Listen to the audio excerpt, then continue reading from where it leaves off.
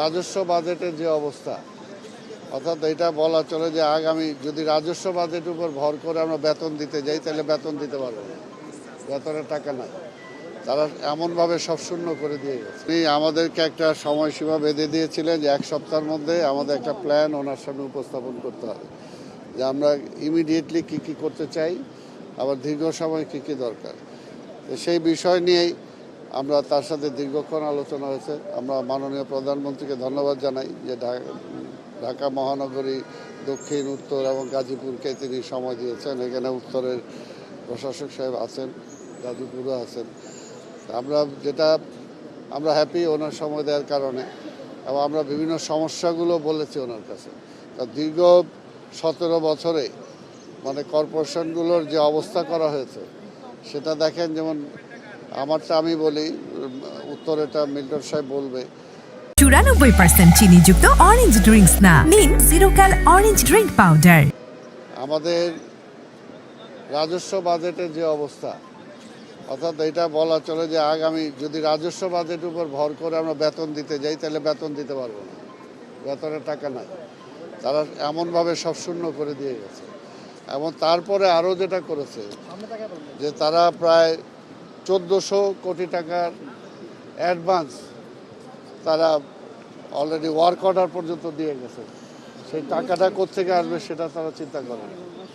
এবং তারা যত কাজের ছিল বিল, মানে এমন কোনো কিছু নাই যেগুলোকে টাকা পয়সার বিল যেভাবে তারা পরিশোধ করেছে, প্রায় 470 কোটি টাকা, যেটা কোনো নাই। অর্থাৎ এইগুলো করে এমন অবস্থা করেছে যে এই সময় যে ইমার্জেন্সি পিরিয়ডে আমরা যে কাজ করব সেই কাজের মতো অবস্থা নাই। আর আপনারা জানেন যে নির্বাচন ছিল, এর আগে আন্দোলন ছিল। গত কয়েক মাসে তো রাজস্ব খাতে যেভাবে কালেকশন মানে আসার কথা টাকা পয়সা, সেই অনুপাতে অন্যান্য বছরের তুলনায় এই বছর অনেক কম হয়েছে, যেটা হয়তো আমরা সামনে করতে পারবো। কিন্তু এই মুহূর্তে এই অবস্থার মধ্যে আমরা যেটা, তারপরে মাননীয় প্রধানমন্ত্রী বলেছেন আমরা ওনার কাছে আমরা চোখ বরাদ্দ চেয়েছি যাতে সিটি কর্পোরেশন চালানোর জন্য আমাদের সুবিধা হয় সেটার জন্য। এবং ওনাকে বলেছি যে আমাদের কনসার্ন যে মিনিস্ট্রি, লোকাল মিনিস্ট্রি, সেই মিনিস্ট্রিকেও যাতে উনি বলেন যাতে আমাদের বিভিন্ন পর্যায়ে, বিভিন্ন প্রকল্পে, বিভিন্ন কাজে যাতে আমাদেরকে সহযোগিতা করা হয়। তো ওনার কথাটা হলো একটাই, যে পরিচ্ছন্ন ঢাকা এবং সবুজায়ন ঢাকা এবং মশার এই তিনটা বিষয়ের উপরে উনি জোর দিয়েছেন। এই তিনটা, সামনে যেহেতু বর্ষা আসতেছে এবং সামনে ডেঙ্গুর প্রকোপ বাড়বে, এই কারণে মশাকে যে কোনোভাবেই হোক মশাকে নিয়ন্ত্রণে আনতে হবে আর ক্লিন করতে হবে। ঢাকা শহর যে একটা বর্জ্যের একটা পুরা কারখানা হয়ে গেছিলো, এটা আবর্জনা, এটা ডাম্প হয়ে গেছিলো, সেটা থেকে আপনারা জানেন যে আমরা দায়িত্ব নেওয়ার পরে আমরা দক্ষিণ বা উত্তর বা গাজীপুর সবাই মিলে আমরা চেষ্টা করছি যাতে অতি দ্রুত অন্তত আমাদের বর্জ্য ব্যবস্থাপনার একটা সুন্দর ব্যবস্থা আমরা আনতে পারি। আর মশার ব্যাপারে আপনারা দেখেছেন ইতিমধ্যে আমরা বিভিন্ন জায়গায় খাল খনন কর্মসূচি আমরা গ্রহণ করেছি এবং পরিষ্কার পরিচ্ছন্নতা অভিযান আমরা শুরু করেছি।